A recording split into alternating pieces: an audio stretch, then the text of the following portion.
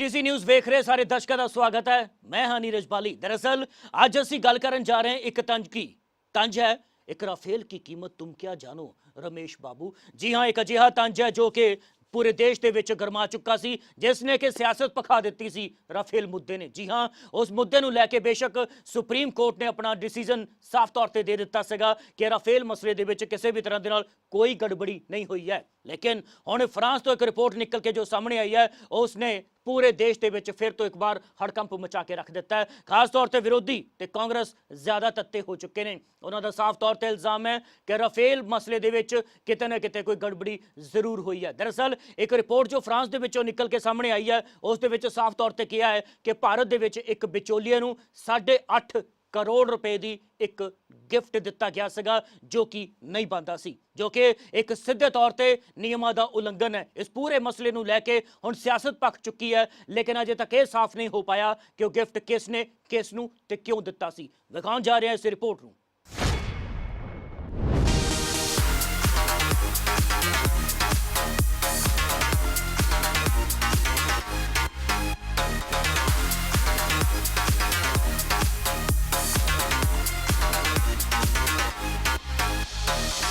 Rafale वो नाम जिसने देश दे विच हड़कंप मचा के रख दिता सी, काफी सुर्खियां च रहा। इस नूं लैके कई इल्जाम भी लगे ते सफाइयां भी निकल के सामने आईयां ते जांच भी हुई। सुप्रीम कोर्ट ने भी साफ कर दिता कि किसी भी तरह की इस मसले च कोई भ्रिष्टाचार नहीं होया है। पर हुण दरअसल एक रिपोर्ट च दावा किया गया है कि इस मसले च भारतीय विचोलिए नूं 8.5 करोड़ रुपए के गिफ्ट दिते गए सन। दसदे हां कि है कि रिपोर्ट च ते किसने दावा किया है, पर पहला कुछ अतीत के पन्ने फरोल लेंदे हां। राफेल हवाई जहाज हमारी यूपीए की डील में हवाई जहाज का दाम 520 करोड़ रुपए प्रति हवाई जहाज। पता नहीं क्या हुआ, किससे बात हुई, पता नहीं क्या हुआ, किससे बात हुई। प्रधानमंत्री जी फ्रांस गए, वहां पे किसके साथ गए पूरा देश जानता है। और जादू से हवाई जहाज का दाम 1600 करोड़ रुपए प्रति हवाई जहाज हो गया। बिना हाथ पैर के, बिना कोई सबूत, बस चीखते रहो, चिल्लाते रहो। सत्य का गला घोंटने की कोशिश है देश की जनता भली भांति जानती है, और हर बार जनता ने आपको जवाब दिया है, और अब सुधरने का मौका है, सुधरने की कोशिश करें। दरअसल उस वेले विरोधी धिरां दे वल्लों राफेल नूं लैके इल्जाम लगदे सन कि इस च एक वड्डी धांधली हुई है। पर हुण फ्रांस दे एक पब्लिकेशन ने राफेल जहाज सौदे च भ्रिष्टाचार दीआं संभावनावां दे नाल सवाल भी चुक दित्ते ने। फ्रांस की वेबसाइट मीडिया पार्ट ने राफेल पेपर नाम तो एक आर्टिकल छापया है। इस रिपोर्ट से दावा कर दिता गया है कि राफेल बनाने वाली फ्रांसीसी कंपनी दसॉ नूं भारत च एक विचोलिए नूं 1 मिलियन यूरो बतौर गिफ्ट देने पे सी। मीडिया पार्ट ने राफेल सौदे दे 3 पार्ट की पहली चेन यकाहू सीरीज प्रकाशित की है। दरअसल राफेल सौदे नूं लैके जिथे विरोधी धिर हमलावर सन, उत्थे सरकार भी बचाव च नितर आई सी। इल्जाम सन कि राफेल की जांच नूं लैके तत्काली सीबीआई डायरेक्टर इस मसले ते जांच करना चाहते सन, पर उस तो पहला ही उन्हां नूं सस्पेंड कर दिता गया। आज सवेरे 3 बजे प्रधानमंत्री जी ने सीबीआई के डायरेक्टर को सस्पेंड कर दिया। अब ये सीबीआई का जो डायरेक्टर था, ये बेचारा ईमानदार आदमी था, इसने इस घोटाले की जांच करनी चालू कर दी, और सवेरे सवेरे आज 3 बजे, बताओ रात को 3 बजे सस्पेंड करने की क्या जरूरत थी। इस सदन के माध्यम से अध्यक्ष महोदय जी, मैं देशवासियों को विश्वास दिलाना चाहता हूं, देशवासियों को आश्वस्त करना चाहता हूं कि यह समझौता 2 देशों के बीच हुआ है, ये कोई व्यापारी पार्टियों के साथ नहीं हुआ है, 2 जिम्मेवार सरकारों के बीच में हुआ है, और पूरी पारदर्शिता के साथ हुआ है। इल्जाम मीडिया ते भी लगे थे, सरकार ते भी पीएम खुद सामने आए थे पारदर्शिता की गल कही, पर इस रिपोर्ट ने जो हुण चुका के रख देने वाला खुलासा कर दिता है, वो सवाल तो खड़े करता ही है ना। सो विरोधी धिर फिर तो हमलावर हो गए ने क्योंकि मसला बेहद संवेदनशील है, मसला बेहद गंभीर है। की आम आदमी पार्टी ते की कांग्रेस ट्विटर ते सब तख्ते हो चुके ने। पुछ रहे ने सीधे प्रधान सेवक तो यानी प्रधानमंत्री तो कि कष्ट करूंगे कि हुण कौन विचोलिया है वो जिसने दलाली खाधी सी गिफ्ट के रूप च।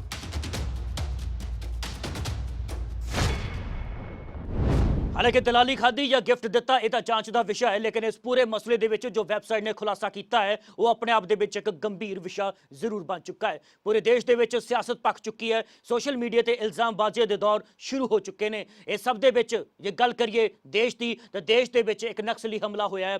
गृह मंत्री अमित शाह उस नक्सली हमले तो बाद शहीदां दे परिवार वालियां नूं भी उन्होंने मुलाकात की है, लेकिन पंजाब सूबे दे विच जिस तरह दे नाल चोणां हो रही ने उस सब दे विच अजिही रिपोर्ट निकल के सामने आना ये किते ना किते विरोधियों के हथ विच एक तरह दे नाल हथियार देने की गल जरूर हो सकती है।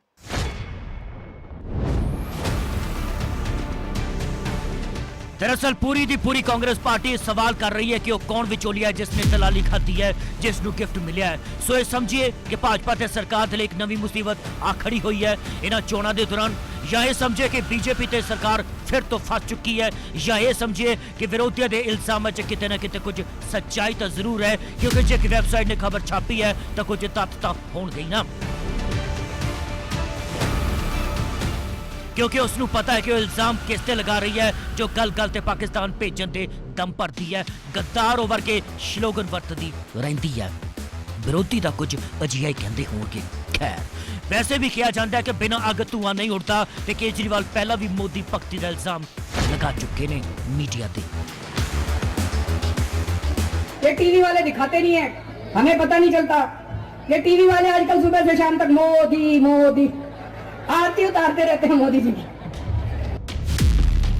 रिपोर्ट के मुताबिक राफेल लड़ाकू विमान सौदे च गड़बड़ी का सब तो पहला पता फ्रांस की भ्रष्टाचार निरोधक एजेंसी AFA नूं 2016 च होए इस सौदे ते दस्तखत तो बाद लग्या सी। मीडिया पार्ट ने दस्सिया है कि कंपनी के 2017 के खाते की जांच के दौरान क्लाइंट नूं गिफ्ट के नाम से होए 5,08,925 यूरो नूं खर्च करने का पता लग्या है।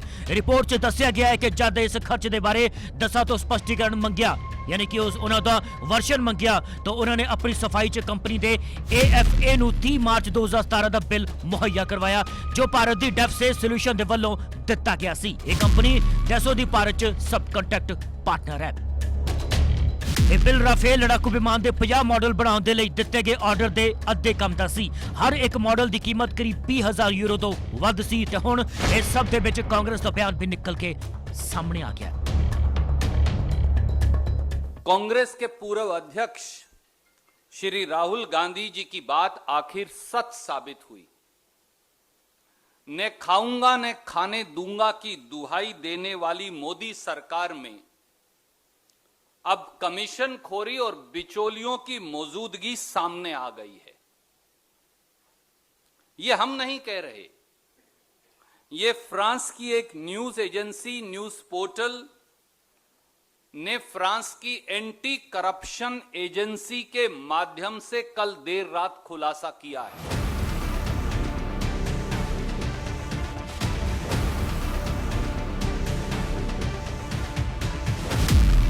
मीडिया पार्ट के मुताबिक दसा ग्रुप AFA नूं भारत के दस्तावेज उपलब्ध करवाने च असमर्थ रहा, जिस च दिखाया गया है कि मॉडल मौजूद सन ते डिलीवरी दी गई सी, लेकिन इसकी एक तस्वीर नहीं सी।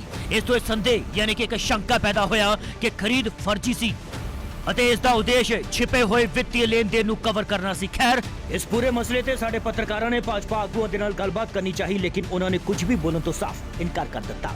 बहरहाल जो भी उन्हों का वर्शन निकल के सामने आएगा तो जनता के सामने जरूर रखा जाएगा। मीडिया पार्ट ने दस्सिया कि डेफसेस विमान के मॉडल बनाने विच माहिर नहीं है। डेफसेस भारत च राफेल सौदे के डिसाल्ट के उप ठेकेदारों के विचों एक है। डेफसेस की वैबसाइट के मुताबिक Defsys integrated electronic system, electro optical payload, thermal employees, flight and firing simulator, electromechanical system, on board electronic sub system, automated test equipment यानी कि ATES डिजाइन और निर्माण करने विच माहिर है।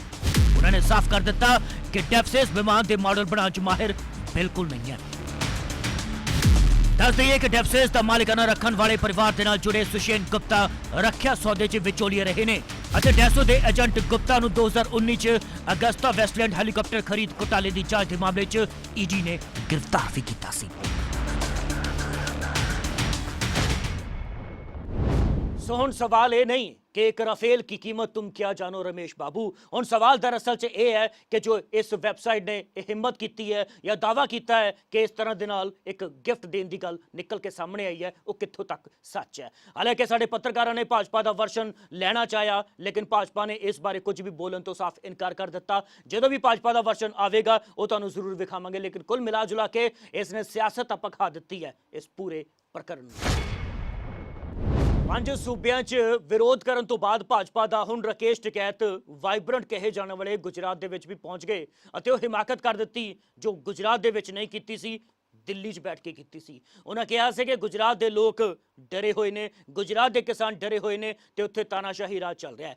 ਅੱਜ ਉਹਨਾਂ ਨੇ ਗੁਜਰਾਤ ਦੇ ਵਿੱਚ ਜਾ ਕੇ ਉਹੀ ਬਿਆਨ ਮੁੜ ਤੋਂ ਦੁਹਰਾਇਆ ਤੇ ਪੱਤਰਕਾਰਾਂ ਦੇ ਸਵਾਲਾਂ ਦੇ ਜਵਾਬ ਵੀ ਦਿੱਤੇ ਤੇ ਆਪਣੇ ਚਿਰ ਪਰਿਚਿਤ ਅੰਦਾਜ਼ ਦੇ ਵਿੱਚ ਕਈ ਤਰ੍ਹਾਂ ਦੇ ਨਾਲ ਗੱਲਾਂ ਵੀ ਆਖੀਆਂ। ਕੀ ਕੁਝ ਕਿਹਾ ਉਹਨਾਂ ਨੇ, ਆਓ ਤੁਹਾਨੂੰ ਵਿਖਾਉਣ ਜਾ ਰਹੇ ਹਾਂ।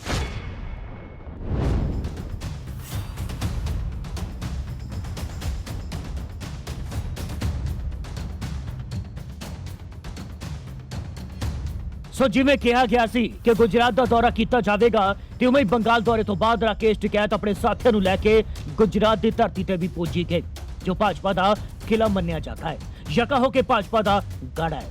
ਸੋ ਇਸੇ ਕਿਲੇ ਨੂੰ ਢਾਉਣ ਦੇ ਲਈ ਟਿਕੈਤ ਨੇ ਕਮਰ ਕੱਸ ਲਈ ਤੇ 2 ਦਿਨ ਦੇ ਦੌਰੇ ਤੇ ਪੁੱਜ ਗਏ ਨੇ ਗੁਜਰਾਤ। ਇਸ ਦੌਰਾਨ ਉਹਨਾਂ ਦੇ ਨਾਲ ਗੁਜਰਾਤ ਦੇ ਸਾਬਕਾ ਮੁੱਖ ਮੰਤਰੀ ਤੇ ਕਿਸੇ ਵੇਲੇ ਮੋਦੀ ਦੇ ਸਹਿਯੋਗੀ ਰਹੇ ਸ਼ੰਕਰ ਸਿੰਘ ਵਘੇਲਾ ਵੀ ਟਿਕੈਤ ਦੇ ਨਾਲ ਦਿਖੇ। ਟਿਕੈਤ ਨੇ ਬਨਾਸਕਾਂਠਾ ਦੇ ਪਾਲਮਪੁਰ ਵਿੱਚ ਸਭਾ ਨੂੰ ਸੰਬੋਧਿਤ ਕੀਤਾ, ਪਰ ਇਹ ਸਾਫ਼ ਨਹੀਂ ਹੋਇਆ ਕਿ ਉਹਨਾਂ ਨੇ ਕੋਈ ਪਰਮਿਸ਼ਨ ਲਈ ਸੀ ਜਾਂ ਨਹੀਂ, ਕਿਉਂਕਿ ਪਿਛਲੀ ਵਾਰ ਉਹਨਾਂ ਦੇ ਸਾਥੀ ਯੁੱਧਵੀਰ ਦੇ ਨਾਲ ਜੋ ਹੋਇਆ ਉਹ ਕਿਸੇ ਤੋਂ ਲੁਕਿਆ ਨਹੀਂ ਰਿਹਾ। ਜੀ ਹਾਂ, ਇਹਨਾਂ ਤਸਵੀਰਾਂ 'ਚ ਸਾਫ਼ ਦੇਖਿਆ ਜਾ ਸਕਦਾ ਹੈ ਕਿ ਵਾਈਬ੍ਰੈਂਟ ਕਹੇ ਜਾਣ ਵਾਲੇ ਗੁਜਰਾਤ ਦੀ ਪੁਲਿਸ ਨੇ ਉਹਨਾਂ ਦੇ ਨਾਲ ਕਿੰਜ ਖਿੱਚਤੂ ਕੀਤੀ ਸੀ। ਖੈਰ, ਗੱਲ ਕਰਦੇ ਹਾਂ ਅੱਜ ਦੇ ਮੁੱਦੇ ਤੇ। ਅੱਜ ਦਾ ਮੁੱਦਾ ਦਰਅਸਲ ਉਹ ਹੈ ਜੋ ਕਿਹਾ ਸੀ ਉਹ ਕਰਤਾ ਭਾਵ ਟਿਕੈਤ ਨੇ ਕਿਹਾ ਸੀ ਕਿ ਗੁਜਰਾਤ ਦਾ ਦੌਰਾ ਕੀਤਾ ਜਾਵੇਗਾ ਤੇ ਉੱਥੇ ਦੇ ਲੋਕਾਂ ਖਾਸ ਤੌਰ ਤੇ ਕਿਸਾਨਾਂ ਨੂੰ ਜਾਗਰੂਕ ਕੀਤਾ ਜਾਵੇਗਾ। ਸੋ ਅਗਲੀ ਆਵਾਜ਼ ਜੋ ਹੁਣ ਤੁਸੀਂ ਸੁਣਨ ਜਾ ਰਹੇ ਹੋ ਉਹ ਟਿਕੈਤ ਦੀ ਹੈ, ਰਾਕੇਸ਼ ਟਿਕੈਤ ਦੀ। यहाँ पे जो लोग जाते थे दिल्ली, तो यहाँ से ट्रेन वो नहीं पकड़ते थे, वो आबू रोड से पकड़ते थे और उनकी निगाह रखती थी कि गुजरात के बाहर कौन कौन लोग जा रहे हैं, वे कहाँ शामिल हो रहे हैं। तो इतनी दहशत में अगर लोग होंगे तो ऐसे कैसे चलेगा। ਸੋ ਜਿਸ ਦਹਿਸ਼ਤ ਦੀ ਗੱਲ ਰਾਕੇਸ਼ ਟਿਕੈਤ ਗੁਜਰਾਤ ਤੋਂ ਬਾਹਰ ਬੈਠ ਕੇ ਕਰਦੇ ਸਨ, ਉਸੇ ਦਹਿਸ਼ਤ ਦੀ ਗੱਲ ਉਹਨਾਂ ਗੁਜਰਾਤ ਦੀ ਧਰਤੀ ਤੇ ਬੈਠ ਕੇ ਵੀ ਕਰ ਦਿੱਤੀ। ਨਾਲ ਹੀ ਦੱਸ ਦਿੱਤਾ ਕਿ ਗੁਜਰਾਤ ਦੇ ਕਿਸਾਨ ਧਰਨੇ 'ਚ ਸ਼ਾਮਿਲ ਹੋਣ ਦੇ ਲਈ ਰੇਲਾਂ 'ਚ ਨਹੀਂ ਸਗੋਂ ਕਿਸੇ ਦੂਜੇ ਰਸਤੇ ਤੋਂ ਹੋ ਕੇ ਧਰਨਿਆਂ 'ਚ ਸ਼ਾਮਿਲ ਹੋਣ ਲਈ ਜਾਂਦੇ ਸਨ। ਤੇ ਪੱਤਰਕਾਰ ਦੇ ਇੱਕ ਸਵਾਲ ਤੇ ਤੰਜ ਵੀ ਕੱਸਿਆ, ਜਿਸ ਦੇ ਨਾਲ ਬੈਠੇ ਸਮਰਥਕਾਂ ਨੇ ਠਹਾਕੇ ਵੀ ਲਗਾਉਣੇ ਸ਼ੁਰੂ ਕਰ ਦਿੱਤੇ।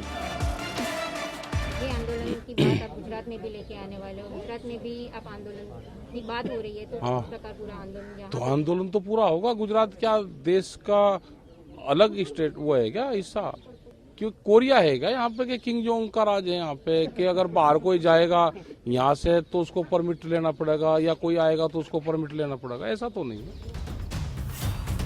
ਸੋ ਗਨੀਮਤ ਰਹੀ ਪੁਲਿਸ ਨਹੀਂ ਪੁੱਜੀ ਤੇ ਅਜਿਹੀਆਂ ਤਸਵੀਰਾਂ ਸਾਹਮਣੇ ਨਹੀਂ ਆਈਆਂ ਜਿਸ 'ਚ ਖਿੱਚਤੂ ਹੁੰਦੀ ਹੋਵੇ। बहरहाल टिकैत ने साफ किया कि गुजरात के लोगों को खुद सोचना चाहिए है कि उन्हें इस अंदोलन च साथ किवें देना है ਅਤੇ ਨਾਲ ਹੀ ਉਹਨਾਂ ਗੁਜਰਾਤ ਦੇ ਨੌਜਵਾਨਾਂ ਨੂੰ ਵੀ ਇਸ ਅੰਦੋਲਨ ਦਾ ਹਿੱਸਾ ਬਣਨ ਦੇ ਲਈ ਪ੍ਰੇਰਿਤ ਕੀਤਾ। ਪਰ ਆਪਣੇ ਹੀ ਅੰਦਾਜ਼ 'ਚ ਇਹ ਵੀ ਕਿਹਾ ਕਿ ਇੱਥੇ ਦੇ ਲੋਕਾਂ ਨੂੰ ਆਜ਼ਾਦੀ ਦਿਵਾਣੀ ਹੈ ਤੇ ਪਰਮਿਸ਼ਨ ਦੇ ਸਵਾਲ ਤੇ ਤਲਖੀ ਨਾਲ ਕਿਹਾ ਕਿ ਕਿਸਾਨ ਨੂੰ ਕਿਸੇ ਪਰਮਿਸ਼ਨ ਦੀ ਕੋਈ ਲੋੜ नहीं। जो गुजरात के लोग हैं इनको आज़ादी दिलवानी है, बंधन में है लोग। जो गुजरात के लोग हैं इनको आज़ादी दिलवानी है, बंधन में है लोग। सरकार ने तो हम परमिशन थोड़ा लेते हैं, किसान देश का किसान है, परमिशन कहाँ जरूरत है। सरकार ने तो हम परमिशन थोड़ा लेते हैं, किसान देश का किसान है, परमिशन कहाँ जरूरत है। ਹੋਰ ਪੱਤਰਕਾਰਾਂ ਦੇ ਨਾਲ ਗੱਲਬਾਤ 'ਚ ਕੀ ਕਿਹਾ ਰਾਕੇਸ਼ ਟਿਕੈਤ ਨੇ, ਲੋ ਉਹ ਵੀ ਸੁਣ ਲਓ। 2 2 दिन का प्रोग्राम है गुजरात में और बिल्कुल उद्देश्य सक्सेसफुल होगा। यहाँ का जो खेडू समाज है वो पूर्ण रूप से खड़ा होगा। यहाँ की जो आम जनता है, जो दहशत में आम जनता है, वो खड़ी होगी और देश की मुख्य धारा में आएगी। कई सारे किसान जब आंदोलन चल रहा था तब गुजरात से वहाँ आए थे, लेकिन अभी जो इंटेंसिटी आपको लगता है कहीं कम होती दिख रही है? आपको ऐसा लग रहा है कहीं? नहीं, गुजरात के लोग आते थे यहाँ से और आबू रोड से वे ट्रेन और बसें पकड़ते थे, तो दहशत में था गुजरात का समाज। अब यहाँ 2 दिन रहेंगे, इसके बाद में और प्रोग्राम भी लगेंगे और यहाँ का जो खेडू समाज है वो मुख्य धारा में आएगा, देश के साथ में खड़ा होगा और जो दहशत है वो इनकी दहशत निकलेगी। अच्छा, कल पालनपुर में कुछ लोगों ने काले झंडे भी आपको अरे दिखाई दिए होंगे, एक था कोई लड़का दिखाई दिया होगा काला झंडा, क्या वो भूत है, हम डर जाएंगे काले झंडे से। बस इसे चिर परिचित अंदाज ਦੇ ਕਾਲ ਦੇ ਕੁਝ ਲੋਕ ਬਹਰਾਲ ਆਉਣ ਵਾਲੇ ਸਮੇਂ 'ਚ ਵੇਖਣਾ ਹੋਵੇਗਾ ਕਿ ਰਾਕੇਸ਼ ਟਿਕੈਤ ਕਿਸ ਤਰ੍ਹਾਂ ਗੁਜਰਾਤ ਦੇ ਕਿਸਾਨਾਂ ਤੇ ਲੋਕਾਂ ਨੂੰ ਆਪਣੇ ਨਾਲ ਜੋੜਦੇ ਨੇ, ਜੋੜ ਵੀ ਪਾਉਂਦੇ ਨੇ ਜਾਂ ਨਹੀਂ। Report PTC।